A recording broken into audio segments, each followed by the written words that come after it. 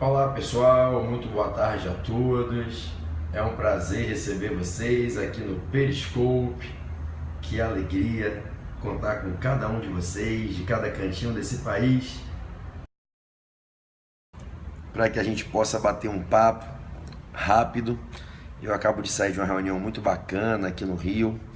A gente está projetando a chegada do Portal F3 a Brasília. Hoje foi uma reunião importante com amigos do Distrito Federal aqui no Rio, e a gente tem tudo aí para lançar uma novidade nas próximas semanas, a chegada do Portal F3 ao Distrito Federal, né? Hoje foi uma reunião muito produtiva, eu cheguei de viagem, estava em Salvador hoje, e já vim direto para a reunião e foi muito bom.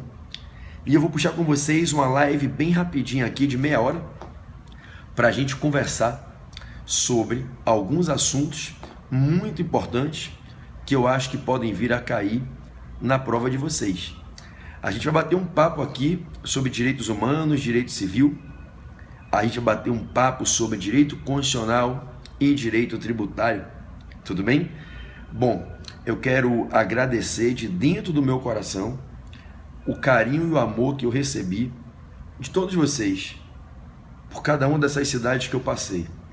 Nessa semana que passou, eu estive em Manaus terça, em Belém quarta, em Fortaleza quinta, em Recife, sexta e sábado, Maceió domingo, Aracaju segunda e Salvador terça.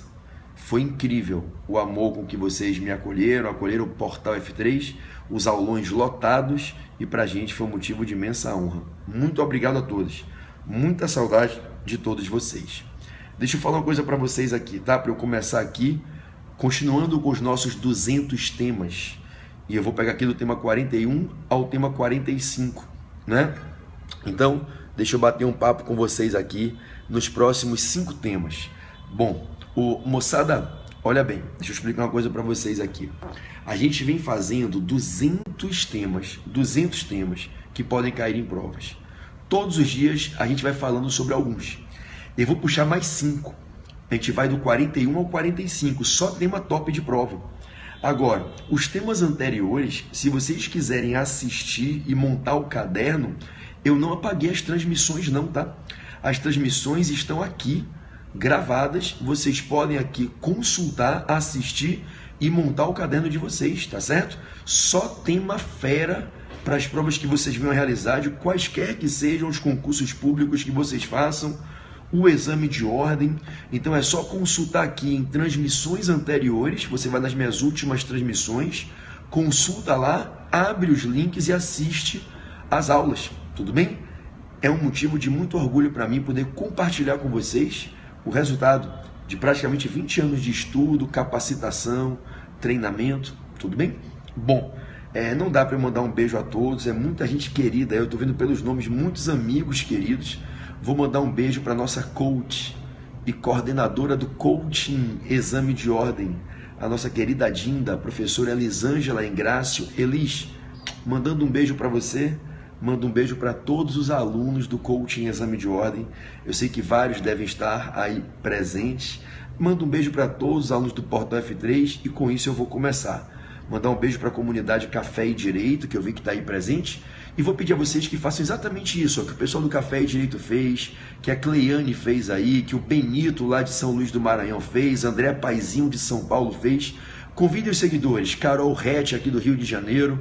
Então quem puder, bota o dedinho, Flavinho aí, ó, Flavinho Costa de Belém, né? Então, se vocês puderem, Lena Schneider de Cuiabá, cara, eu conheço todo mundo, Jéssica Manauara, Jessiquinha de Manaus, Aline Fernandes do Espírito Santo, né? Denise Fernandes de Maceió, cara, muita gente querida, muitos amigos, né? Marlene de Belém. Então, bota o dedo aqui no contador e convida os seguidores de vocês. Vamos compartilhar. TT, Tereza de Fortaleza, linda. Vamos compartilhar essa transmissão, tá certo? Para que a gente possa receber aqui os amigos. Flavinha Zambotti lá de São Paulo, Diana lá de Belém. Conheço a galera toda que está aí na live, né? Vocês veem que eu lembro de vocês. Mila, Camilinha lá de Manaus. Então, se vocês puderem, convidem os seguidores, né? Ô Juju, que saudade de você, morena linda, minha delegada favorita. Um beijo, Ju. Mirelle aqui do Rio, que na verdade Mirelle é de Recife.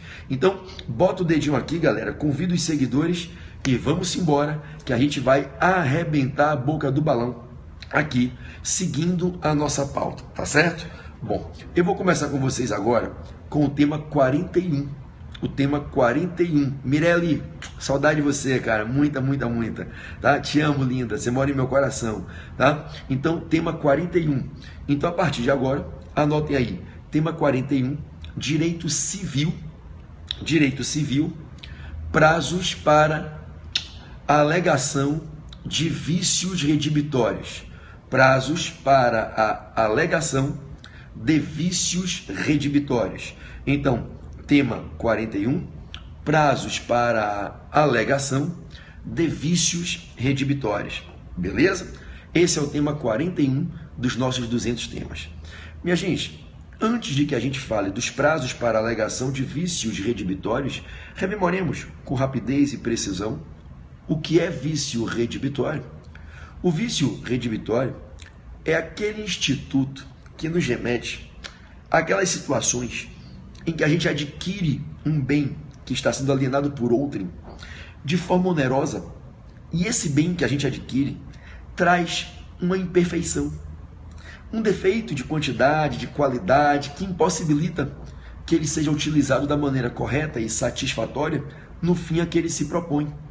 Vício redibitório é aquele defeito da coisa que impossibilita que o adquirente, que adquiriu essa coisa de forma onerosa em razão de uma alienação promovida pelo antigo proprietário, e esse defeito, ora um vício de qualidade, um vício de quantidade, impede que a coisa funcione, possa ser explorada e utilizada da maneira adequada e satisfatória dentro do fim a que ela se propõe.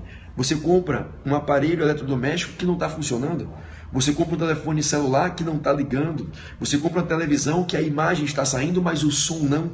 Um vício redibitório, um defeito da coisa que impossibilita o seu uso satisfatório dentro do fim a que se propõe. Em razão desse vício, o adquirente pode se valer de algumas prerrogativas que o protegem em face do alienante. O adquirente pode pedir o desfazimento do negócio, recuperando, a quantia que pagou, usando a chamada ação redibitória, que é uma das principais ações edilícias. Então ele pode pedir o desfazimento do negócio, devolvendo a coisa, recuperando a quantia. O adquirente pode optar por continuar com a coisa, continuando com a coisa, mas pedindo um abatimento do preço para que pague um valor mais justo, já que a coisa não está funcionando perfeitamente, e ainda assim ele prefere ficar com a coisa e consertar pelo seu próprio modo. A ação de quantificação a menor do preço, de estima de um valor menor, a actio quanti minores, ação quanti minores, também chamada de ação estimatória.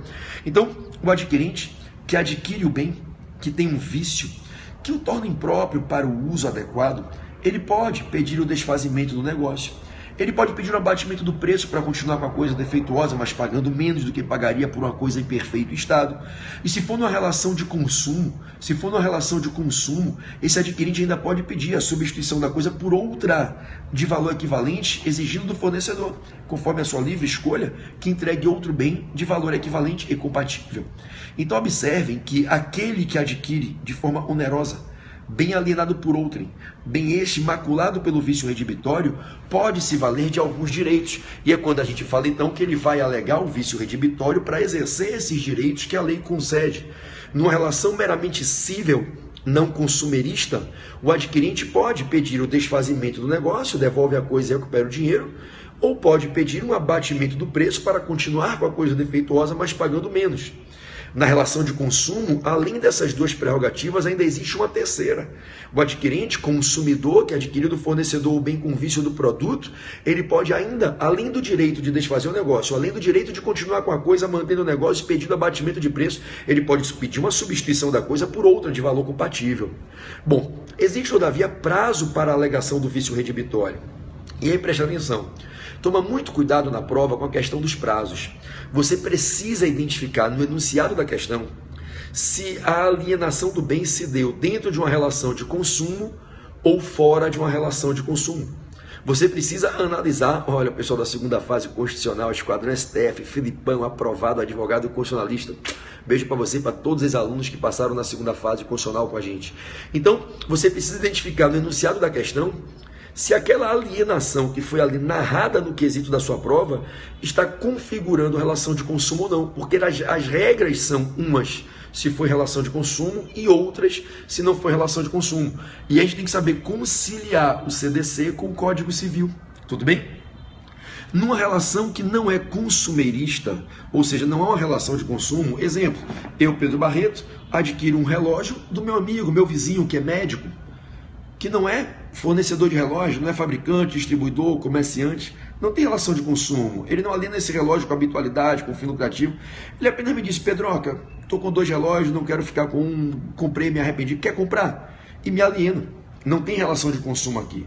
Outra coisa é eu ir num shopping, num comerciante ali que está no shopping com a sua lojinha vendendo um relógio para mim, pode ser o mesmo relógio pelo mesmo preço com o mesmo defeito, mas as regras para guiar o prazo, dentro do qual se pode alegar o vício redibitório, mudam se houver ou não houver relação de consumo. E aí preste atenção, se não houver relação de consumo, o exemplo, o PB comprando o relógio do vizinho dele, o critério que você vai analisar para estipular o prazo é o critério da mobilidade ou imobilidade da coisa.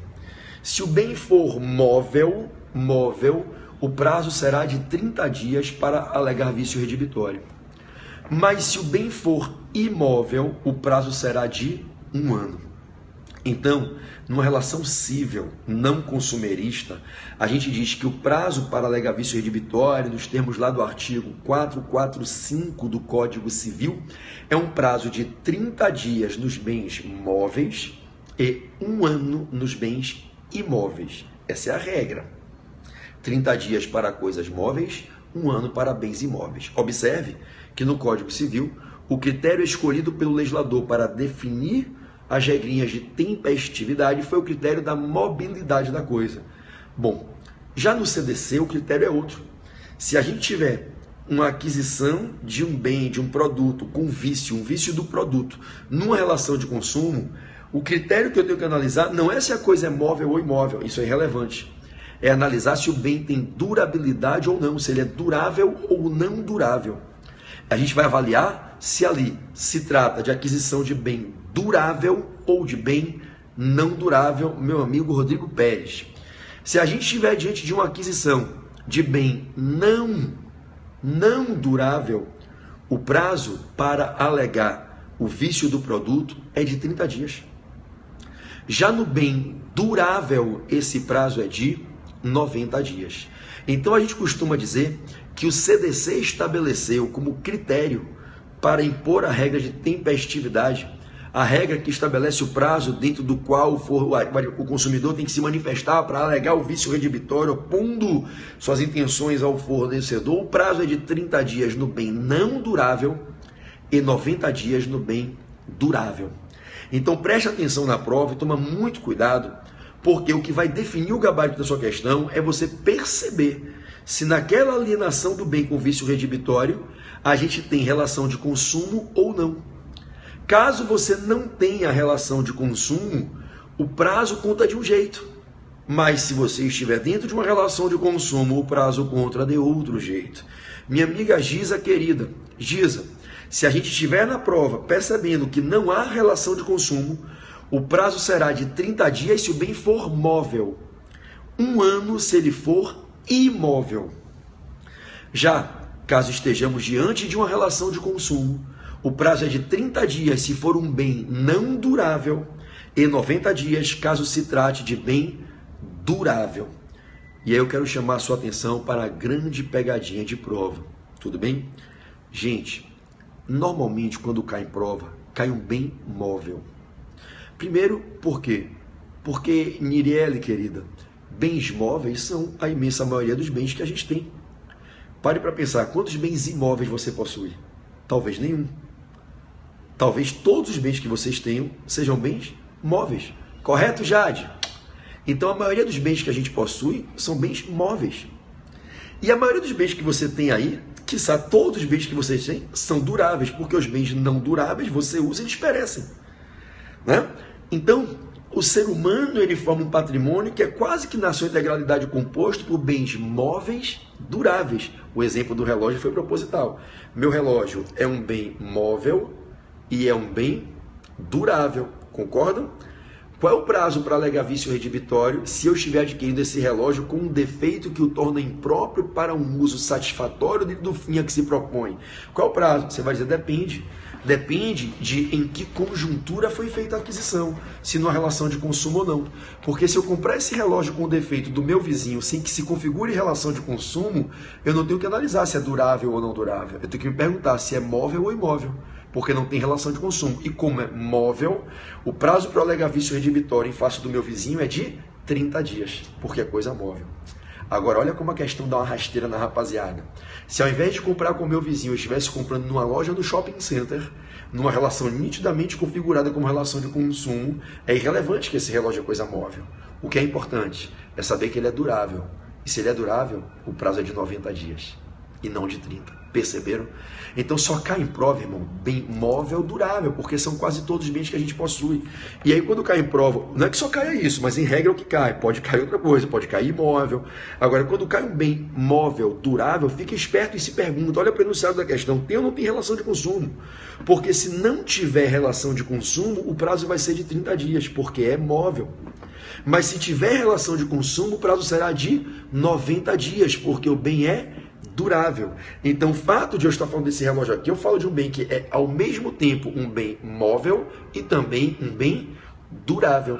Perceberam? Se for relação de consumo, não importa ser móvel, importa ser durável. Mas se for relação não consumerista, não importa ser durável, importa ser móvel. E na relação não consumerista, coisa móvel, 30 dias. E na relação de consumo, bem durável, 90 dias. Então a gente teria aqui, correto? 90 dias para alegar o vício redibitório numa relação de consumo. A gente teria 30 dias para alegar o vício redibitório fora de uma relação de consumo. Tudo bem? Lembrando a todos que todo e qualquer bem, 99% ou talvez 100% de todos que você possui, todo e qualquer bem que você tem, que você pode usar com continuidade e que não se destrói pelo uso contínuo, é um bem durável. Todo e qualquer bem que você possua, que é de um único uso, que você usou e se esgota, é um bem não durável. Quando eu compro uma barrinha de chocolate para comê-la, a minha barrinha de chocolate é um bem não durável. Quando eu analiso uma seringa, se essa seringa for usada por um eletricista para injetar algum óleo, para um mecânico injetar óleo todo dia no trabalho, é um bem durável. Mas se essa seringa é utilizada para aplicar uma vacina ou uma injeção num paciente, ela é um bem não durável. Um pneu de carro para o meu carro pessoal é um bem durável. Para um corredor de Fórmula 1 que só pode usar o pneu uma vez, é um bem não durável. Então o bem será durável ou não durável conforme a análise casuística das suas características e do modo como ele é destinado para o seu uso. Se o bem se enquadrar como bem durável, o prazo na relação de consumo é de 90 dias. Sendo um bem não durável, esse prazo é de 30 dias, ok? Bom, nas relações de consumo, o prazo corre a partir da data em que o consumidor tem ciência do vício do produto, ok? A partir de quando o consumidor toma ciência. Essa regra protege o consumidor, porque o prazo só corre contra ele a partir de quando ele tem ciência do vício. Infelizmente, não é essa a previsão do Código Civil. E nas relações não consumeristas, o termo acorda esse prazo é contado de uma maneira um pouquinho diferente. Quando a gente fala na relação civil e não consumerista, da aquisição de um bem que tem um vício redibitório, a contar da aquisição do bem, a contar da celebração do contrato, da tradição da coisa, a gente vai dizer da coisa móvel, da entrega, continuamento da posse da imóvel, que a partir dali corre o prazo para alegar vício redibitório. Quando o vício é aparente, quando o vício é de fácil constatação. Caso se trate de vício oculto, o Código Civil, infelizmente, não traz para o adquirente a mesma proteção que o CDC traz para o consumidor. Numa relação civil não consumerista, a gente, infelizmente, se submete a uma regra bizarra do parágrafo 1º do artigo 445 do Código Civil. Eu acho que muita gente não sabe disso, né? As pessoas acham que eu só dou aula de tributário. Eu dou aula de direito civil há 16 anos, desde 2002. Que eu sou professor de direito civil, leciono direito civil com habitualidade há quase 20 anos. E eu sou apaixonado por direito civil, né? Já estudei, já li praticamente todos os manuais da doutrina brasileira e vários do direito comparado. Eu sou apaixonado pelo direito civil. Muito. Ensino direito civil há quase 20 anos. Né? Então, volta para cá. Ah, PB, então por que você bota a cara em tributário? Eu escolhi tributário para ficar milionário, para ficar rico. Porque o que dá dinheiro é direito tributário. O que dá dinheiro no Brasil é direito ambiental, petróleo e gás e direito tributário, e ponto. Vamos lá, voltando. Então, resultado. O 445, parágrafo 1º do Código Civil, ele ensina, né, que se você adquirir o bem com um vício oculto, infelizmente, o prazo é contado de uma maneira especial que é ruim para o adquirente. E que maneira é essa? A do 445, parágrafo 1º do Código Civil. O Código Civil diz o seguinte: se o vício está oculto, vou te dar um conselho. Adquiriu a coisa, sai logo usando. Sai logo usando para que esse vício apareça logo. Porque o código bota um prazo para o vício aparecer. O vício tem que aparecer dentro do prazo. Se o vício aparecer dentro do prazo que o código estabelece, eu vou dizer qual é, aí a partir de quando ele apareça, desde que ele apareça dentro do prazo que a lei estabelece para ele se manifestar, aí abre-se um prazo para você alegar o vício. Vamos entender. Se eu comprar do meu vizinho esse relógio, ele tiver um vício oculto, que eu só vou perceber com o uso contínuo do relógio, ok? Um vício que veio da fabricação desse relógio e que com X meses de uso, com X horas de uso, o relógio vai parar. Comprei uma casa de um amigo meu, numa operação que não qualifica a relação de consumo. Um amigo meu me vendeu um terreno, vendeu uma casa de praia dele, numa operação particular. E tem lá um vício na construção, na tubulação, desde a fabricação e a construção da casa. Comprei uma televisão que está com um defeito de fabricação. O Código Civil diz, e aí o que eu vou falar não vale para relação de consumo, é só para relação não consumerista. O Código Civil diz que se for coisa móvel, o vício tem que aparecer em até 6 meses da aquisição da coisa. O vício tem que aparecer em até 6 meses na coisa móvel. Se ele aparecer em até 6 meses, do dia que ele aparecer, desde que apareça dentro dos 6 meses, eu tenho 30 dias para alegar o vício a partir de quando ele apareça. E eu só vou poder alegar o vício se o vício aparecer dentro dos 6 meses. Então, meu grande amigo Sami Mariano, meu querido irmãozinho, parceiraço do dia a dia, trabalha comigo aqui no portal, meu brother Sami Mariano. Sami, se liga para não errar essa porra. Se a gente adquire numa relação não consumerista um bem que tem um vício, mas o vício está oculto, está incubado em razão das características da coisa, o vício só vai se manifestar após o uso contínuo. O Código Civil diz que esse vício tem que aparecer em até 6 meses, se for coisa móvel, aí aparecendo em qualquer dia dentro dos 6 meses, e desde que apareça dentro dos 6 meses, do dia que apareceu, eu tenho 30 dias para alegar. Já se for bem imóvel, o vício tem que aparecer em até 1 ano contando da aquisição. Então, se eu adquirir uma casa de um amigo meu que tem um vício da construção da casa, esse vício, ô Chicão, meu amigo Francisco Poças, bom te ver aqui. O vício tem que aparecer dentro de 1 ano.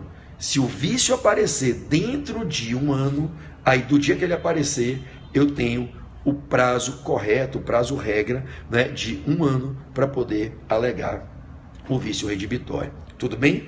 Então perceba que a gente tem que se ligar que se a gente fala de relação cível não consumerista, a gente tem um sistema. Relação consumerista a gente tem outro. Então vamos recapitular para eu encerrar o ponto. Qual é o prazo para alegar vício redibitório fora da relação de consumo? 30 dias na coisa móvel, 1 ano na imóvel.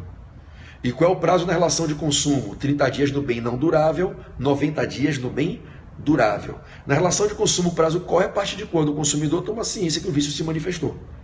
E na relação cível não consumerista, a partir da aquisição da coisa. Mas se o vício estava oculto, incubado e só se manifesta com o uso contínuo da coisa, o Código Civil, no artigo 445, parágrafo 1º, tem uma regrinha ruim porque ela estabelece um prazo para o vício aparecer. Se o vício aparecer em até 6 meses na coisa móvel, do dia que ele aparecer, 30 dias para alegar. Se o vício aparecer em até 1 ano no bem imóvel, do dia que ele aparecer, 1 ano para alegar o vício, beleza? Então essas eram breves e rápidas, não dá para aprofundar muito, são dicas objetivas e muito rápidas, né? Dicas rápidas sobre vício redibitório e seus prazos no regime do Código Civil e do CDC. Esse foi o tema 41. O tema 42 vai nos remeter aos direitos humanos, ok? Matéria, direitos humanos. Tema 42, direitos humanos. Tema 42, direitos humanos. Tratados internacionais protetivos de direitos humanos, tratados internacionais protetivos de direitos humanos e a sua natureza jurídica normativa. Tratados internacionais protetivos de direitos humanos e a sua natureza jurídica normativa. Gente, existem dois tipos de tratados internacionais. Aqueles que são feitos para tutelar a integridade de direitos humanos e aqueles que não são. Nós temos dois tipos de tratados internacionais. Os tratados internacionais que são construídos por diversos países com o propósito nodal de edificarem normas de proteção à integridade de direitos humanos de pessoas da humanidade, e aqueles que têm outros objetivos distintos desse. Tratados com propósitos econômicos, de acordos financeiros, de pactuações mercadológicas, ok? Então nós temos os tratados de tutela dos direitos humanos e os demais. Os demais, em regra, nós falamos de tratados de propósitos econômicos, financeiros e fiscais. São os tratados internacionais em matéria tributária, em matéria de globalização da economia, regulação de mercado internacional, política de tributação internacional, ok? Bom, o que nos interessa aqui são os tratados internacionais que versam sobre direitos humanos, para que a gente analise a sua natureza jurídica e o teor das suas normas. Os tratados que versam sobre direitos humanos não ficam equiparados a leis comuns. O STF, já de alguns anos para cá, bateu o martelo, definindo e adotando, sedimentando um posicionamento de que os tratados internacionais que são edificados para proteger a integridade dos direitos humanos não ficam equiparados a leis ordinárias ou complementares. Eles ficam no plano superior ao plano das leis. As normas dos tratados internacionais protetivos dos direitos humanos não são normas meramente legais, como seriam as normas de tratados que são construídos para fazerem normatizações de políticas tributárias, financeiras e econômicas. Os tratados em matéria tributária, financeira e econômica são tratados legais, têm natureza legal. Quando são internalizados no Brasil, o Congresso Nacional os aceita e os incorpora através da edição do decreto legislativo de ratificação, e depois o presidente faz o depósito de instrumentos e publica o decreto executivo de introdução. Esses tratados em matéria tributária, financeira e orçamentária têm natureza legal, as suas normas são normas legais. Os tratados que protegem direitos humanos, não, eles ficam em posição superior à das leis, dentro de um sistema hierárquico das fontes normativas. E aí a gente tem dois perfis de tratados internacionais que versam sobre direitos humanos, ambos tendo superioridade às leis, ok? Então, a gente diz que nós temos tratados internacionais que ganham, tratados internacionais protetivos de direitos humanos que ganham equivalência à emenda constitucional, e aí as suas normas são normas constitucionais, e a gente tem os tratados que não ganham equivalência a emendas constitucionais, não é? E aí são os tratados que não alçam voo ao status de tratados com normas constitucionais, ok? Então, a gente tem tratados que vão ter a equivalência a emendas constitucionais e suas normas são aceitas como normas constitucionais, e nós vamos ter tratados protetivos de direitos humanos que não conseguem alçar voo ao status de ganharem a equivalência a emendas constitucionais, e esses têm em suas normas infraconstitucionais, não obstante supralegais, superiores às leis. Então vamos devagarzinho para que vocês entendam e percebam as consequências disso numa questão de prova. De novo, existem dois tipos de tratados, os que protegem direitos humanos e os que têm outros propósitos finalísticos. Esses outros, que têm outros propósitos finalísticos, eles são tratados de natureza meramente legal. São os tratados financeiros, econômicos e tributários. Beleza? Bom, natureza legal. Os tratados que versam sobre direitos humanos, eles ficam acima das leis. Eles têm superioridade legal, eles ficam superiores às leis. Esses tratados que versam sobre direitos humanos, e todos eles são superiores às leis, esses tratados se subdividem em duas famílias. Os tratados que alcançam o status de tratados com equivalência a emendas constitucionais, eles são equivalentes, eles se equiparam a uma emenda constitucional, e os que não conseguem, ok? Os tratados, eu vou dizer como é que isso funciona. Os tratados que ganham a equivalência de emendas constitucionais terão em suas normas constitucionais. São normas que passam a fazer parte da Constituição brasileira, mesmo que posicionadas fora do documento da Constituição brasileira, relativizando, mas não eliminando, apenas relativizando aquele ríspido conceito formal de Constituição, da Constituição formal, que só é norma da Constituição que está no corpo da Constituição. No Brasil também é norma constitucional e não está no corpo da Constituição a norma abrigada em um tratado internacional que ganha equivalência à emenda constitucional. Bom, como é que eu sei se um tratado internacional que versa sobre direitos humanos ganha ou não ganha a equivalência à emenda constitucional? Como é que eu sei? Parênteses. PB, e por que eu tenho que saber disso? Porque se o tratado internacional ganhar equivalência a uma emenda constitucional, a norma dele faz parte da Constituição brasileira. A norma dele é norma constitucional. E qual a importância disso? Ela tem supremacia, ela é parâmetro para controle de constitucionalidade e ela se posiciona acima de qualquer outra norma do sistema jurídico. Agora, se esse tratado não tiver equivalência à emenda constitucional, não obstante ele proteja os direitos humanos, não obstante ele seja superior às leis, ele não integra a Constituição. A norma dele não é uma norma constitucional, não tem supremacia, não é parâmetro para controle de constitucionalidade. Pode até ser, como a gente vai ver ao final, parâmetro para controle de convencionalidade, mas não de constitucionalidade, ok? Bom, como é que eu sei, então, se o Tratado Protetivo de Direitos Humanos tem ou não tem equivalência a uma emenda constitucional? Terá equivalência à emenda constitucional se ele obedecer 3 requisitos. O primeiro é esse, é versar sobre direitos humanos. Outros 2 requisitos. Além de proteger direitos humanos, cumprir outros 2 requisitos. Ser posterior a 8 de dezembro de 2004. Um tratado posterior a 8 de dezembro de 2004.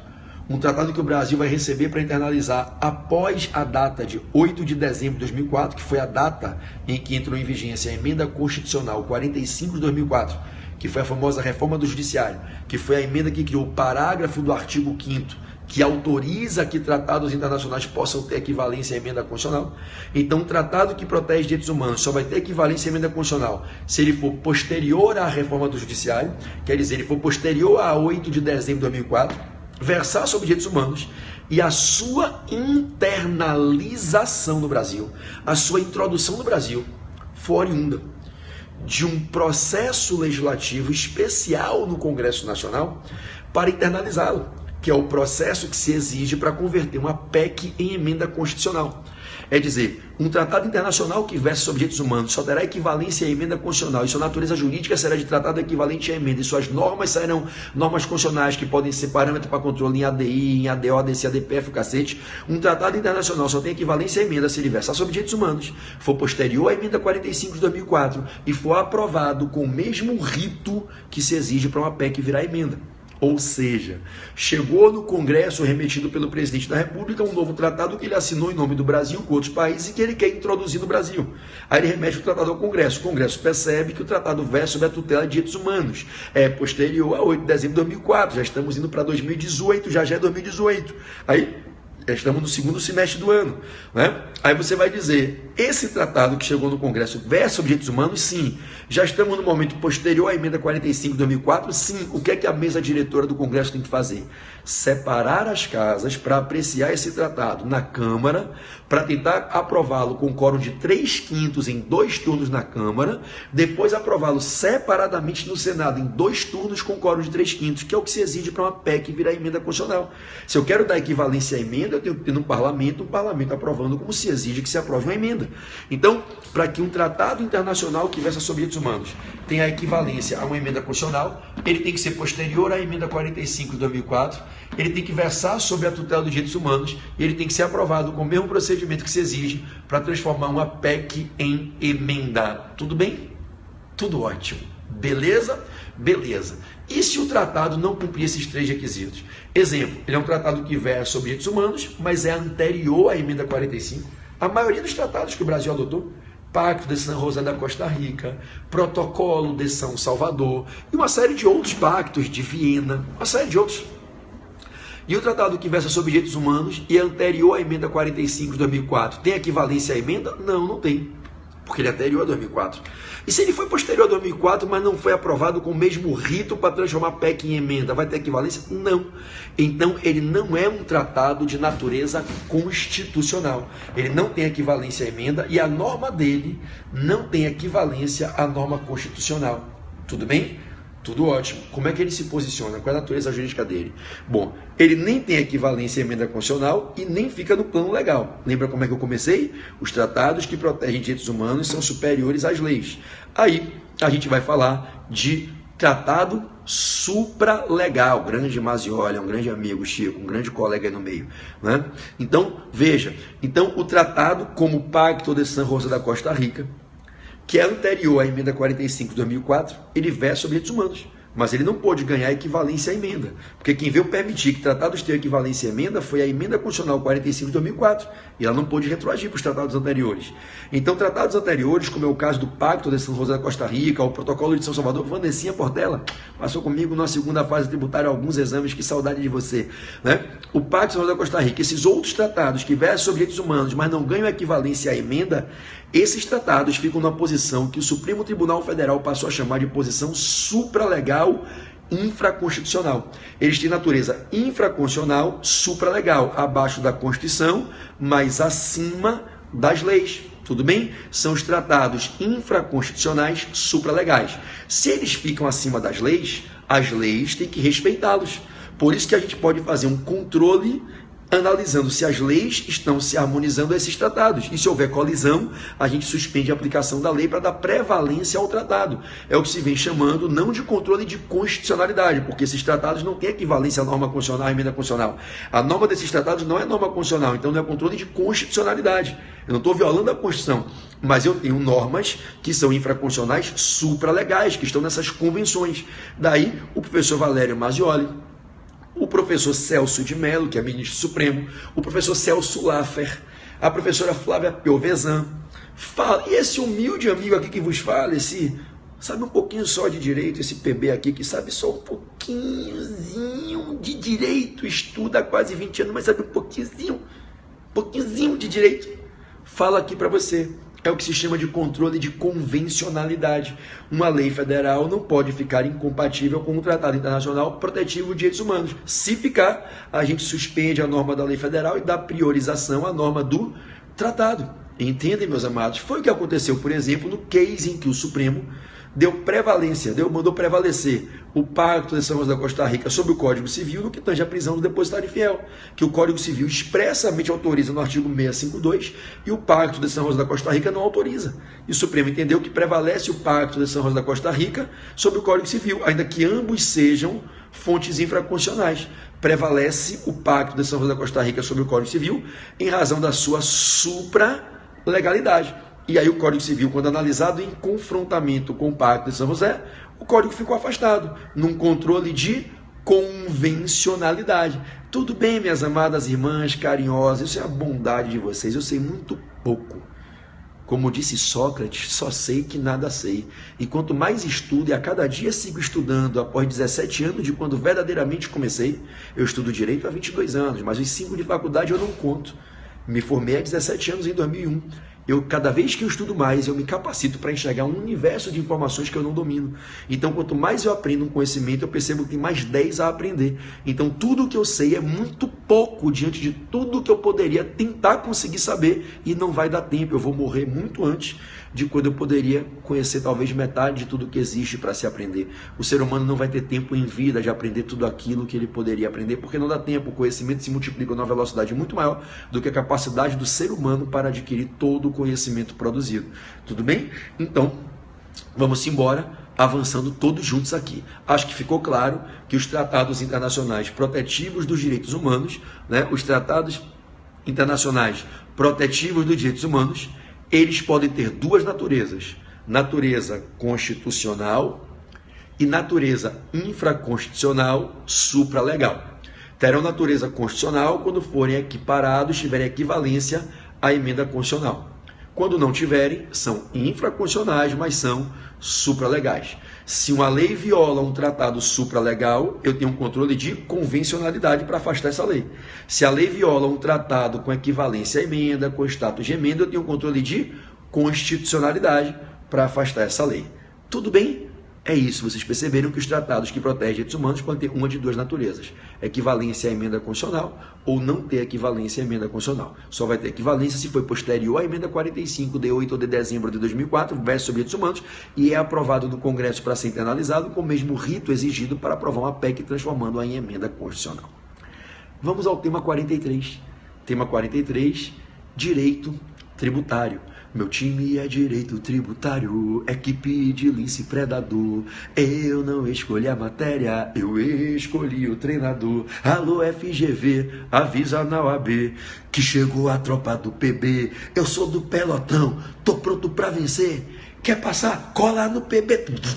O meu time é direito tributário. Então vamos embora. Tema 43, direito tributário. Vamos nessa? Moçada, bem rapidinha, bem simplesinha, bem miudinha. 43, direito tributário. Alíquotas, vamos lá, anota aí. Direito tributário, 43, alíquotas mínimas e máximas. Alíquotas mínimas e máximas nos impostos estaduais. Alíquotas mínimas e máximas nos impostos estaduais. Vamos juntos? Vamos juntos. Se eu tivesse te conhecido, eu teria escolhido tributário. Não pensa assim. Eu só dou segunda fase hoje em tributário e constitucional. Durante muitos anos no exame de ordem, eu dei segunda fase de administrativo, eu dei segunda fase de civil e aprovei milhares de alunos. Ajudei a aprovar. Quem se aprova é o aluno. O professor não aprova ninguém. Quem se aprova é o candidato. Ajudei a aprovar muitos. Hoje eu dedico o meu tempo e a minha vida apenas à galera de tributário e constitucional. Se você não escolheu essas disciplinas, eu fico triste de não poder te treinar. Mas você tem que agora focar no que você escolheu, vestir essa camisa e jogar esse jogo sem arrependimento, sem voltar atrás, sem ficar pensando com arrependimento. Agora, se você escolheu civil, seu time é civil. Se você escolheu penal, seu time é penal. Se você escolheu trabalho, seu time é trabalho. Cola com os professores do Portal F3, que são os melhores do Brasil, sem nenhum demérito aos meus demais colegas. A melhor equipe do Brasil hoje está reunida no Portal F3. A gente catou a dedo os melhores e trouxe para o portal. Fomos pegando professores que foram saindo de vários cursos para virem para a seleção que o portal formou e joga o jogo na tua matéria. Se tiver em constitucional, se tiver em tributário, vem com o PB que eu vou te ajudar a pegar essa carteira vermelha. Tudo bem? Então vamos embora. Moçada, 43... alíquotas mínimas e máximas nos impostos estaduais. Ô, meu povo, 3 impostos estaduais: ITCMD, ICMS e IPVA. ITCMD, ICMS e IPVA. Gente, Cacá, saudade de você, de Fortaleza, meu amor, um beijo. Muita saudade de você. Vamos lá. Presta atenção, o único imposto para o qual a Constituição determinou que o Senado fixasse alíquotas mínimas e máximas foi o ICMS. O ICMS é o único desses 3 impostos para o qual o Constituinte diz, olha, cabe ao Senado, eu autorizo que o Senado possa, respeitadas algumas regrinhas, fixar tanto alíquotas mínimas como alíquotas máximas. Só que para o IPVA e para o ITCMD, o Constituinte faz o seguinte, preste atenção para não errar. Cabe ao Senado fixar alíquotas máximas para o ITCMD. Cabe ao Senado fixar alíquotas mínimas para o IPVA. Eu vou lhe dar a informação de novo, para você perceber como é que isso cai em prova. A nossa Constituição, ela diz assim, cabe ao Senado fixar alíquotas mínimas para o ITCMD. Perdão, para o IPVA. Você vê, eu fui ler a questão e me atrapalhou da reforma. Nada a ver. Né? Então, cabe ao Senado fixar alíquotas mínimas para o IPVA. Cabe ao Senado fixar alíquotas máximas para o ITCMD. Pode o Senado fixar alíquotas mínimas, alíquotas máximas, deve fixar as interestaduais para o ICMS. Então, o Constituinte, ele se preocupou em estabelecer tetos para as alíquotas nos impostos estaduais. Quando a gente quer uma alíquota máxima, que o Senado venha e fixe uma alíquota máxima, é para proibir que os estados tributem além desse limite, para evitar tributação confiscatória, extorsiva. Quando a gente se preocupa com a alíquota mínima, é para não deixar o Estado tributar abaixo daquele mínimo, com a tributação irresponsável, que possa prejudicar a viabilidade do orçamento e possa gerar uma guerra fiscal contra os Estados, tributando muito mais barato que outros Estados, atraindo investimentos, investidores, etc. Então, o Constituinte tem uma salutar preocupação em fixar, em algumas situações, uma alíquota mínima para que ninguém tribute aquém do mínimo, E uma alíquota máxima para que ninguém se exceda e imoderadamente pratique a tributação confiscatória, prejudicial a toda ordem jurídica. Daí ele pega os impostos estaduais e diz: quem representa os estados? O Senado. Então ele vai determinar que o Senado, unilateralmente, edite resoluções para fixar esses tetos. E qual é a pegadinha de prova? No ITCMD, o Constituinte não manda que o Senado fixe alíquotas mínimas. Ele manda que o Senado fixe alíquotas máximas. Para evitar que no ITCMD se tenha uma tributação extorsiva, extremamente intensa, que desapropria as pessoas nas doações e heranças que recebem. Então, o Constituinte diz: cabe ao Senado fixar alíquotas máximas para o ITCMD, mas não exigiu que o Senado fixe alíquotas mínimas. Já no IPVA foi o oposto. Cabe ao Senado fixar alíquotas mínimas para o IPVA. Se por um lado, no ITCMD, o Constituinte teve uma preocupação, no IPVA ele teve outra. No ITCMD, o Constituinte pensou: vai que os caras saem tributando ITCMD com 80%, 70% para confiscar os bens doados, para confiscar as doações, as heranças. Cabe ao Senado fixar a alíquota máxima, para evitar confisco. É óbvio que ninguém imaginava que o Senado ia botar uma alíquota tão baixa como a alíquota máxima, para proteger a elite. Quem recebe a herança é rico, pobre não deixa nada, pobre não herda. Herança, inventário, doação só acontece no seio social de alto poder econômico. E aí o Senado, com a resolução número 9 de 1992, colocou a alíquota máxima do ITCMD em 8%. Já existe essa alíquota máxima. Nenhum estado do Brasil, anote isso, viu? Nenhum estado do Brasil pode cobrar mais do que 8% de ITCMD. A alíquota máxima é 8%, conforme a resolução número 9 do Senado, e o Constituinte diz que cabe ao Senado fixar alíquotas máximas para o ITCMD. Vocês vão encontrar essa previsão no artigo 155, parágrafo 1º, inciso 4 da Constituição. 155, parágrafo 1º, inciso 4 da Constituição. Então, lá no 155, parágrafo 1º, inciso 4 da Constituição, existe essa previsão de que cabe ao Senado fixar alíquotas máximas para o ITCMD. A resolução 09 de 92, a nona resolução que o Senado fez naquele ano de 1992, fixou em 8% a alíquota máxima do ITCMD. Para o IPVA, o problema foi outro. Muitos estados botando IPVA mais barato que os estados vizinhos. Aqui, o Rio de Janeiro e São Paulo são bombardeados por Minas Gerais, Paraná e Bahia, que botam IPVA muito mais barato. Tem estados aqui que trabalham com IPVA de 1%, 2%. Aí, o cara que mora aqui no Rio, o cara que mora em São Paulo, que não tem consciência, que não ama o estado dele, ele tenta arrumar um domicílio, forjar um domicílio lá na Bahia, lá em Minas, lá no Paraná, para conseguir comprar o carro lá e licenciar e emplacar o carro lá. Só que o Código de Trânsito proíbe que você licencie o carro fora do seu domicílio. Aí o cara, às vezes, comete até um crime de fraude, às vezes até envereda, a depender do que possa acontecer, para o tipo do estelionato, de falso. E aí ele vai arrumar um domicílio falso naquele estado para poder licenciar o carro lá e pagar IPVA mais barato. O cara mora aqui no Rio o ano inteiro. Ele atua no Rio, ele trabalha no Rio, mora no Rio, usa a administração do Rio, mas paga IPVA no Paraná, porque ele licencia o carro dele lá. Uma guerra fiscal do cacete na federação de IPVA. Alguns estados botando IPVA mais barato que os outros. Aí foi feita uma emenda constitucional, que foi a emenda 42, no dia 19 de dezembro de 2003. E a emenda 42 de 2003, a reforma tributária do primeiro ano do primeiro governo Lula, essa reforma tributária mudou a Constituição e, dentre as mudanças, se colocou um dispositivo novo, vou dar para vocês o número do artigo, que disse que cabe ao Senado fixar alíquotas mínimas para o IPVA. E cabe ao Senado fixar alíquotas mínimas para o IPVA para evitar que os estados continuem com essa guerra fiscal, um estado vizinho botando IPVA muito mais barato que o outro.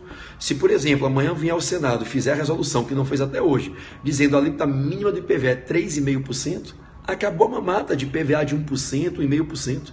Ninguém vai poder tributar aquém dos 3,5%. Então, a Constituição diz, anote aí o artigo, lá no artigo 155, que é o dos impostos estaduais, né? 155, parágrafo 6º, que é o do IPVA. 155, parágrafo 6º, inciso 1, a Constituição diz, no 155, parágrafo 6º, inciso 1, que cabe ao Senado fixar alíquotas mínimas para o IPVA. Ok? Então, na prova, o que é que eu tenho que me lembrar? Cabe ao Senado fixar alíquotas máximas para o ITCMD, cabe ao Senado fixar alíquotas mínimas para o IPVA. Cabe ao Senado fixar alíquotas máximas para o ITCMD e o Senado já fixou 8%. Cabe ao Senado fixar alíquotas mínimas para o IPVA, não fixou ainda. Quanto ao ICMS, a Constituição diz expressamente no artigo 155, parágrafo 2º, que o Senado pode fixar alíquotas mínimas e máximas para o ICMS, devendo ainda fixar as alíquotas para as operações interestaduais, quando a mercadoria sai de um estado e vai para outro estado, interestadual. Tudo bem? Então, meus amigos, obrigado, Marinho.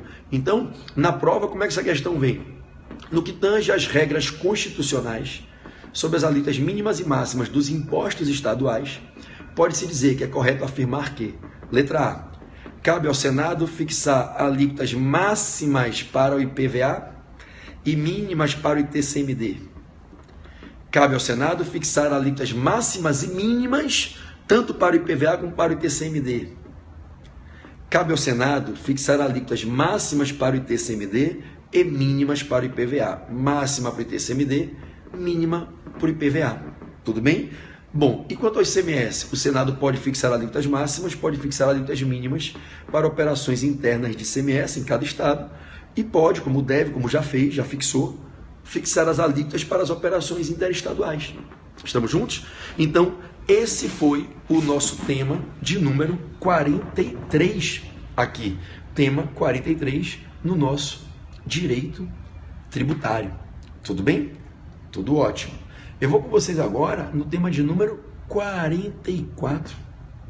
Tema 44, direito constitucional. Direito constitucional. Moçada, a gente vai falar um pouquinho aqui agora sobre poder legislativo e ciclos temporais para o exercício da atividade legislativa. Poder legislativo e ciclos de tempo, ciclos temporais para a atividade legislativa, ok? Ciclos temporais para a atividade legislativa, beleza?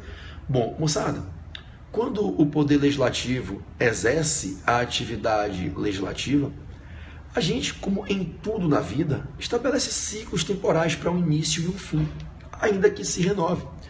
Existe um ciclo temporal para que o Legislativo desenvolva a atividade legislativa. É como, por exemplo, eu faço uma analogia à sua faculdade. Quando você passou no vestibular e entrou na faculdade, você tinha a previsão de um ciclo temporal de 5 anos. A depender de qual seja o curso, 4 anos, perfeito? E nada obsta, após os 5 anos e conclusa a sua faculdade, você possa fazer mais uma com mais 5 anos, e a cada faculdade que você conclui, você começar uma nova. Você pode fazer uma formação em Direito, depois fazer uma pós, um mestrado e um doutorado, e depois de 10 anos, pegou a expertise, vai para uma segunda carreira, faz psicologia, depois vai para uma terceira carreira, faz comunicação e marketing, né? Então, a gente tem na vida da gente ciclos temporais. Você tem um ciclo temporal da sua infância, da sua adolescência, do início da sua juventude, concordam? Perfeito. Bom, então observe, a atividade legislativa é conduzida por um ciclo maior, que é o ciclo de 4 anos, que é o que a gente chama de período da legislatura. Legislatura é o nome que a gente utiliza para que identifiquemos o ciclo de 4 anos, dentro do qual o Poder Legislativo inicia e conclui as suas atividades. Então, a gente diz que o Poder Legislativo ele vai atuando dentro de cada legislatura, uma legislatura após a outra. Isso nunca para. Acabou a legislatura, se inicia outra imediatamente. Mas as legislaturas, elas trazem a ideia do corte temporal para a gente poder fazer um posicionamento no tempo. Então, a legislatura é o ciclo temporal de 4 anos em que o Poder Legislativo exerce a sua atividade. Quando a gente elege o presidente da República para o Executivo, a gente não elege ele para 4 anos. Junto com ele, a gente elege os deputados federais, a gente elege deputados estaduais, a gente pode estar elegendo vereadores e prefeitos sempre ao mesmo prazo e sempre junto. Prefeito com vereador, governador com deputado estadual, presidente da República com deputado federal. E aí, a cada vez que a gente muda a cabeça do executivo, a gente muda os representantes do povo no legislativo junto. E aí, no legislativo, se abre uma legislatura de 4 anos.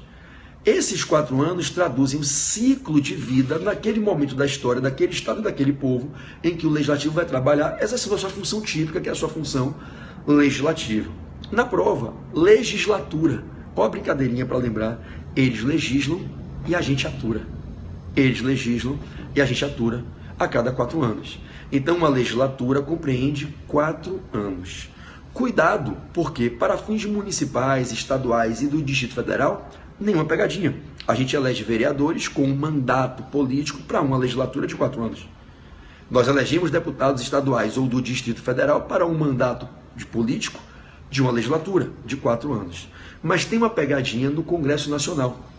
No Congresso Nacional, nós elegemos deputados federais para um mandato de 4 anos, logo por uma legislatura. Todavia, cuidado, porque quando a gente elege os senadores da República, os 3 senadores de cada estado e os 3 do Distrito Federal, o mandato outorgado a um senador é um mandato de 8 anos, pelo que a gente diz que o senador tem um mandato que trafega ao longo de 2 legislaturas. Então, um senador republicano no Brasil, ele vai atuar no exercício do mandato por 8 anos. E nesse viés, um senador, ele tem mandato a exercer por 2 legislaturas. Todos os demais parlamentares, deputados federais, deputados estaduais, deputados do Distrito Federal, vereadores, e caso voltassem a existir territórios, os 4 deputados que o território elege, caso ele volte a existir, né, artigo 45 da Constituição, territórios elegem 4 deputados federais, né? Então, todo e qualquer deputado, todo e qualquer vereador, um mandato de 4 anos para uma legislatura de 4 anos. Senadores, um mandato de 8 anos para 2 legislaturas de 4 anos, ok? A legislatura é fracionada. Cada um desses 4 anos recebe um nome e é um miniciclo.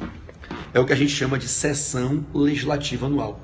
Uma legislatura é composta pela primeira sessão legislativa anual, a segunda, a terceira e a quarta. Aquele ano em que o deputado foi eleito, tomou posse e vai assumir, é o primeiro ano da legislatura, é a primeira sessão legislativa anual. O ano final, que é aquele último ano em que ele está encerrando o mandato e está concluindo, se ele está concluindo a legislatura no Poder Legislativo, é o 4º ano, é a 4ª sessão legislativa anual. Então, se cair na prova, uma legislatura é composta por 4 sessões legislativas anuais. Tudo bem? A sessão é como se fosse seu primeiro ano de faculdade, seu segundo ano de faculdade, seu terceiro ano, seu 4º ano. A sessão legislativa anual é dividida em 2 frações. Uma fica no primeiro semestre, 6 meses, semestres. Semestre quer dizer 6 meses. O primeiro semestre do ano tem uma primeira parte da sessão legislativa anual, que a gente chama de primeiro período legislativo. E o segundo período legislativo fica dentro do segundo semestre do ano. Então, dentro dos primeiros 6 meses do ano, não integralmente nos 6 meses, vou explicar, mas dentro deles, dentro do primeiro semestre, eu tenho o primeiro período legislativo. Já do segundo semestre, dentro de um intervalo que eu vou falar de datas aqui, eu tenho o segundo período legislativo. Então, uma legislatura é composta por 4 sessões legislativas anuais, logo por 8 períodos legislativos. Cada sessão legislativa anual tem 2 períodos legislativos. Então, cuidado para não confundir em prova. Uma legislatura não é composta por 4 períodos legislativos. O período não é o ano. O período está dentro do semestre, é um pedaço do semestre. Então, uma legislatura, se vocês pegarem a prova, tem quantos períodos legislativos? 8. 8. Porque cada uma das 4 sessões legislativas anuais é composta por 2 períodos legislativos. O período legislativo, ele, como regra, vai do dia 2 de fevereiro, o primeiro período legislativo vai de 2 de fevereiro a 17 de julho. 2 de fevereiro a 17/7. E o segundo período legislativo vai de 1º de agosto a 22 de dezembro. Eu falei os primeiros 6 meses, na verdade o primeiro período legislativo está dentro dos primeiros 7 meses. E o segundo período legislativo vai de agosto, mês 8, até dezembro, ok? Nos últimos 5 meses do ano. Então, como é que funciona, como regra, ordinariamente? Quais são as datas ordinárias para a funcionalidade da atividade legislativa no parlamento? Como regra, e essa regra vale para 3 das 4 sessões legislativas anuais, como regra, a sessão legislativa vai de 2 de fevereiro a 17 de julho, e aí está o primeiro período legislativo, 2 de fevereiro a 17 de julho. Aí entra-se no recesso do meio do ano, as férias parlamentares. Aí a gente volta em 1º de agosto, para que possamos ir até 22 de dezembro, no segundo período legislativo. Então veja que o parlamento, em regra, caso se respeitem essas datas ordinariamente estipuladas, ele não atua o ano inteiro. Se essas datas forem respeitadas,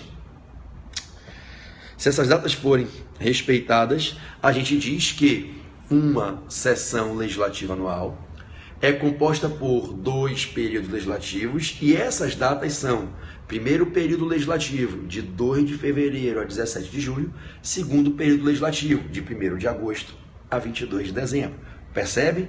Bom, quando assim o é, a gente diz, quando essas datas são respeitadas e os parlamentares têm as suas devidas férias no período correto, a gente diz que a sessão legislativa anual respeitou as datas ordinárias. Por isso a gente diz que ela se apelida como SLO, Sessão Legislativa Ordinária. Ela foi uma sessão legislativa ordinária, quer dizer, as datas foram respeitadas, as férias foram no prazo correto, tudo bem? Só que às vezes é preciso invadir o recesso. Às vezes no recesso eu preciso de uma convocação extraordinária do parlamento para discutir uma questão de convocação do presidente para uma decretação de estado de sítio. Às vezes tem um motivo urgente que justifica uma quebra das férias. E aí eu preciso ter a convocação extraordinária. E aí, se o Congresso é instaurado para que o Poder Legislativo atue e se exerça atividade durante o recesso, eu vou dizer que nesse ano a sessão legislativa anual atuou de forma extraordinária. Aí ela vira uma SLE, Sessão Legislativa Extraordinária. Então vamos recapitular bem didaticamente uma legislatura. Mário César, meu parceiro, botafoguense, né? Marinho, uma legislatura tem 4 anos. 4 anos a legislatura. Ok? Cada um dos 4 anos é uma sessão legislativa anual. Cada sessão legislativa anual tem 2 períodos legislativos. Entre o primeiro e o segundo tem as férias, tem o recesso.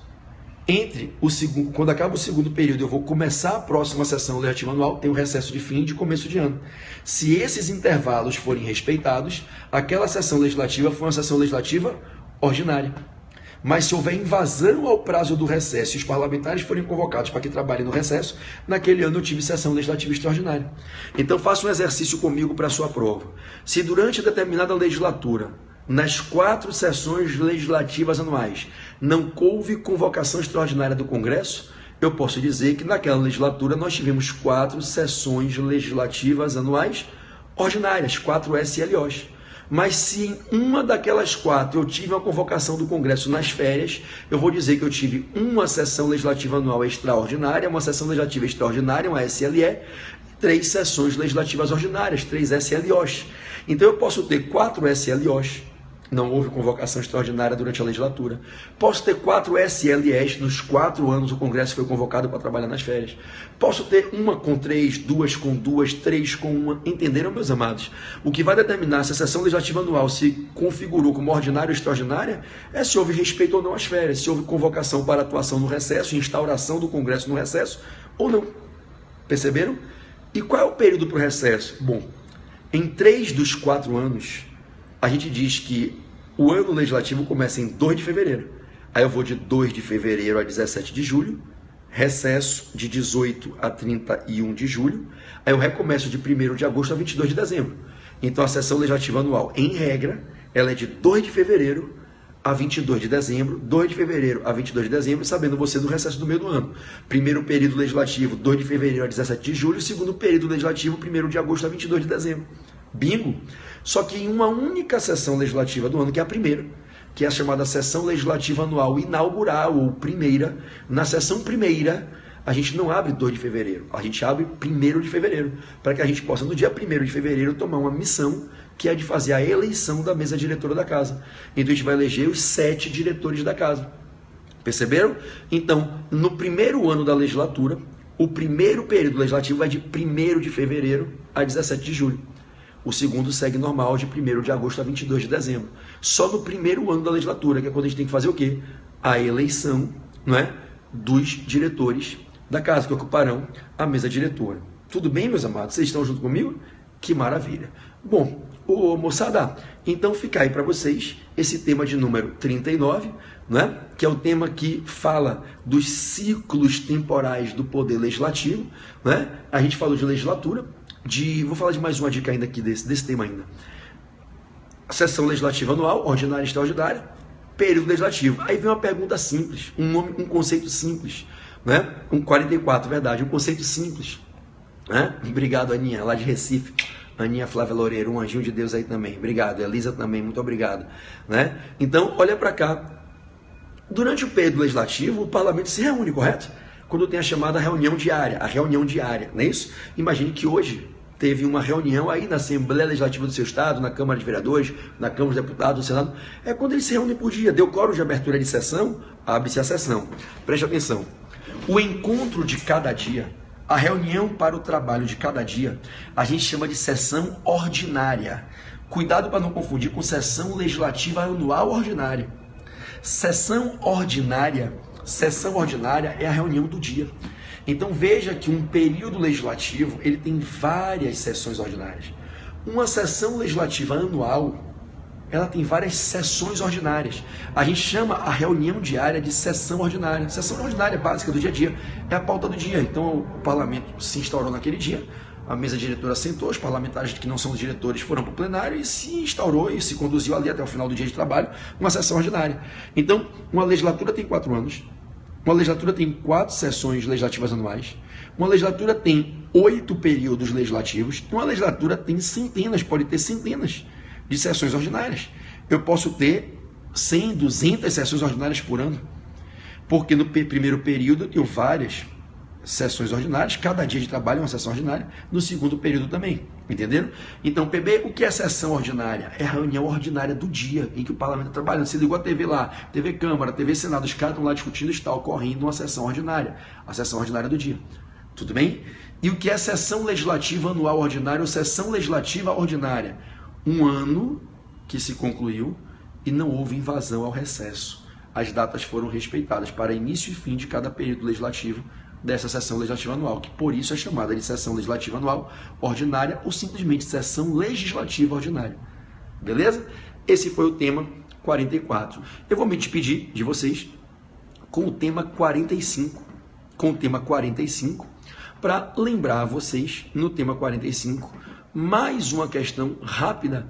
Valeu, PB, eu comecei hoje o coaching exame de ordem, já vi que vai valer muito a pena. Caramba, Marcos, você entrou na turma Master, que eu lancei agora para o exame de novembro, é isso?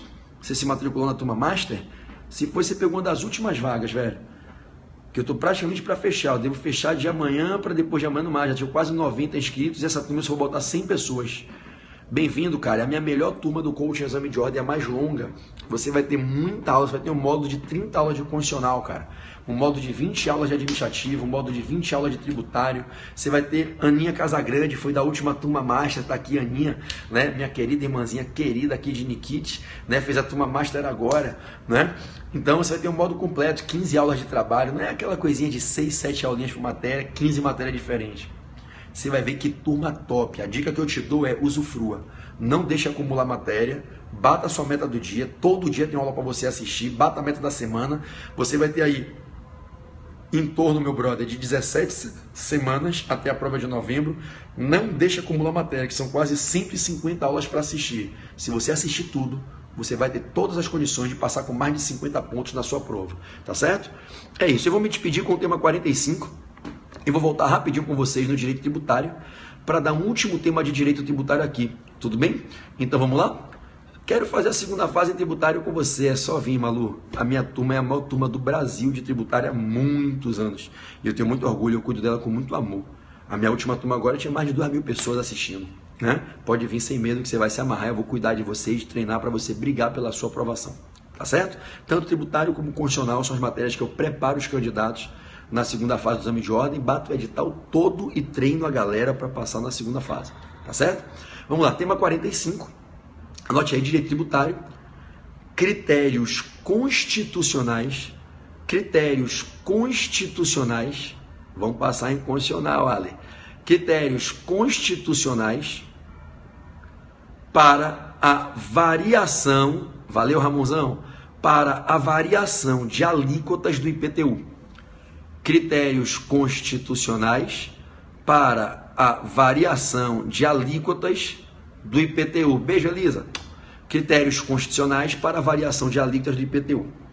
Minha gente, a Constituição permite que o IPTU possa ter alíquotas variadas, crescentes, diferentes, por 4 fundamentos diferentes.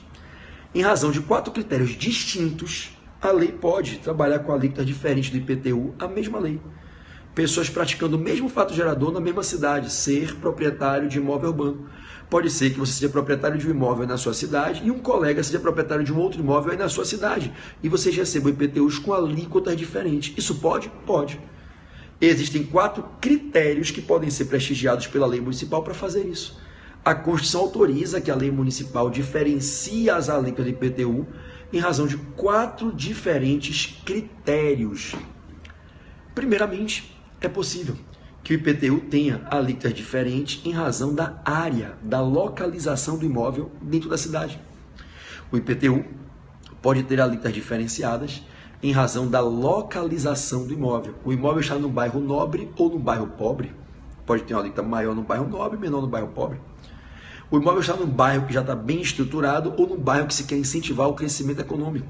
Eu posso botar uma alíquota diminuída, menor naquele bairro que quer incentivar o crescimento econômico para atrair investidores, para comprarem terrenos, para construir, levantarem shoppings, escolas, farmácias, condomínios, para eu povoar e incentivar o crescimento. Porque todo mundo ganha, vai se gerar emprego, vai se gerar arrecadação de imposto. Né? Então, o IPTU pode ter alíquotas diferenciadas em razão da localização, da área do imóvel. É o primeiro critério. Segundo critério, o IPTU pode ter alíquotas diferenciadas em razão do uso, da destinação que você dá ao seu imóvel. Uso, destinação. Ou seja, eu posso ter um imóvel vizinho do seu, na mesma rua, então mesma localização, e as alíquotas serem diferentes. Porque você destina o seu a moradia, fins residenciais, e eu destino o meu a exploração com fins econômicos. Ok? Exploração com fins econômicos, para ganhar dinheiro com uma lojinha. É possível que se coloque uma alíquota diferenciada em razão da destinação, ora para fins residenciais, ora para fins comerciais. Então, porra, não me interrompa o que eu estou falando, né? Pelo amor de Deus. Pô, mó sacanagem isso, né? Eu aqui fazendo um raciocínio para explicar, a pessoa continua, porra, sacanagem. Fica disponível sim, mas espero eu terminar de falar, perguntar. Não faz mais isso não, tá? Vamos lá. Então, fica disponível a live. Atrapalhou meu raciocínio. Voltando para a aula. Voltando. O IPTU pode ter alíquotas diferenciadas, além de, em razão da localização, em razão da destinação do imóvel. Então, na prova, você marca verdadeiro, ok? Você marca verdadeiro se cair na sua prova que o IPTU pode ter uma alíquota maior ou menor, porque o imóvel fica no bairro A, no bairro B. Porque ficando no bairro A, ele se destina ao fim A ou ao fim B. Então, a destinação e a localização são critérios permissivos de variação de alíquota. Tudo bem? Um terceiro critério é a Constituição autoriza desde a emenda 29 de 2000, para todos os municípios que a partir da emenda 29 de 2000 quiseram, a Constituição foi emendada para permitir que se possa ter uma alíquota progressiva, crescente, diferenciada para crescer em razão do maior valor venal do imóvel. Então, a gente tem como terceiro critério permissivo de diferenciação de alíquotas de IPTU o valor venal do imóvel. Então, se o seu imóvel vale mais do que o meu, mesmo que o seu imóvel esteja na mesma área que a minha e tenha a mesma destinação que a minha, que o meu residencial, você pode ter uma alíquota maior que a minha porque o seu imóvel tem um valor maior que o meu. Essa diferenciação de alíquotas de IPTU em razão do maior valor venal do imóvel é o que a gente chama de progressividade fiscal. Progressividade para fins arrecadatórios. Paga mais quem tem imóvel mais valioso. A alíquota progride. Então, a gente tem a alíquota diferenciada pela destinação, uso, a alíquota diferenciada pela localização, área, e essa alíquota diferenciada pelo valor, que a gente apelida de alíquota progressiva, e progressiva para fins fiscais, para fins arrecadatórios. O quarto e último critério que a Constituição adota, permitindo a variação de alíquotas de IPTU, é dar ou não dar função social à propriedade. Respeitar ou desrespeitar o princípio da função social da propriedade. Se você dá função social ao seu imóvel, quer dizer, você usa, tranquilo, eu sei que foi sem querer ali, tudo bem, mas não faz mais isso, tá? De coração. Beijo pra você, você é muito querida, mas não faz mais isso, tá? Então vamos lá, te adoro de paixão, você sabe disso, vamos juntos. Então vamos lá. Se o imóvel é explorado com obediência à função social, ele vai ter uma alíquota menor. Se o imóvel é usado com violação à função social, ele pode ter uma alíquota maior. Então a Constituição permite que, obedecidas algumas regras que conduzem esse procedimento, se possa dar uma alíquota progressiva em razão do desrespeito à função social. O fundamento para essa progressividade é um ato ilícito. O nexo causal para essa progressão da alíquota é um ato ilícito. Você usar inadequadamente o seu imóvel. Percebe?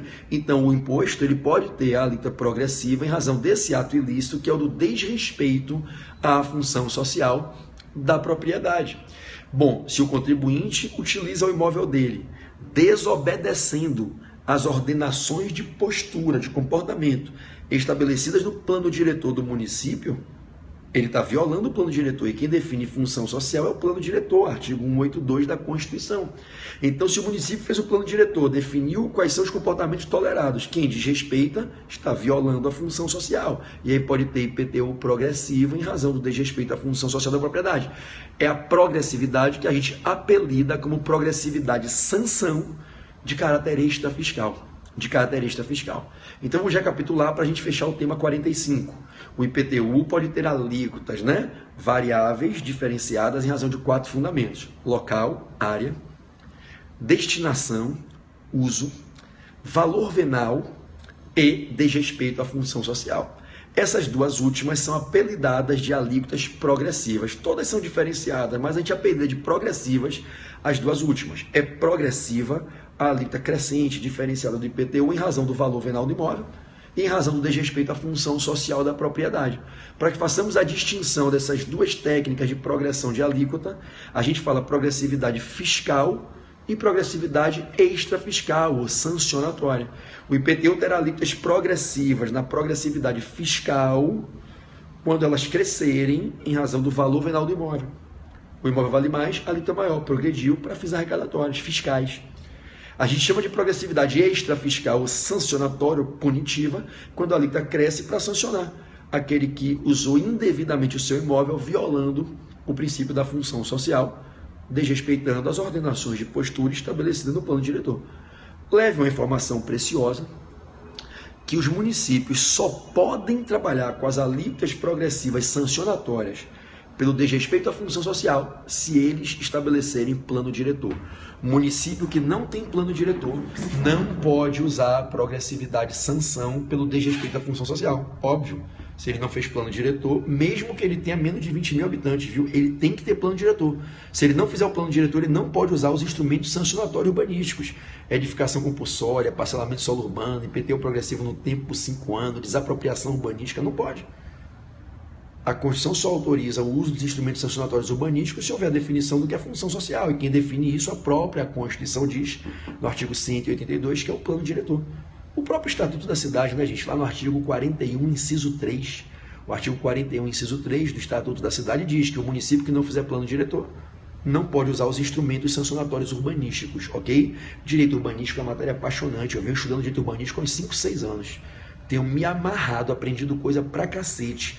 Direito administrativo, direito tributário, direito econômico, regulatório, muita coisa aplicada na regulação da política pública municipal, da atividade econômica em município, muito legal, Então, eu já venho aí há quase meia década estudando direito urbanístico. Comecei com um livro sobre o Estatuto da Cidade do professor José dos Santos Carvalho Filho, me apaixonei, falei muita coisa e venho aí me aprofundando um pouquinho nesse sub-ramo do direito público brasileiro. Então, vamos fechar? O IPTU não pode ter alíquota progressiva sancionatória se não houver plano diretor, porque eu só posso aplicar a alíquota progressiva sanção se eu tiver desrespeito à função social. E eu só vou saber o que é função social se tiver plano diretor. Ok?